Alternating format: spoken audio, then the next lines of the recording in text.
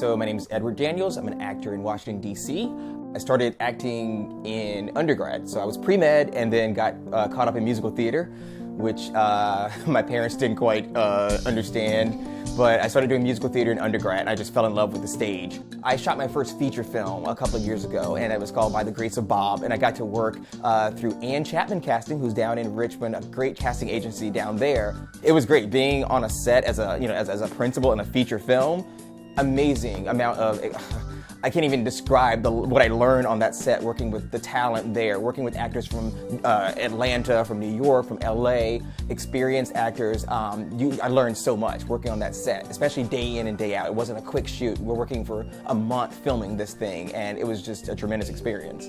DC is a very political city, so most actors can expect to get lots of work on political industrials, meaning training videos for military, training videos for corporate, political type, companies, things like that, which is great. There's a lot of work of that nature in DC, which sets us apart from LA or New York in the type of work. New York's a lot of TV, LA a lot of film, DC a lot of industrials. I got the phone call for Homeland. I was driving in Maryland that night that they called and said, are you available? We have, work as a featured, actor in Homeland as a soldier. And I didn't even look at the calendar. I just said, yes, I'm available. And I think I got home and checked the calendar to make sure. But it was great. It was a phenomenal time down in Richmond. Beautiful setting at one of the war memorials. So it was an incredible experience.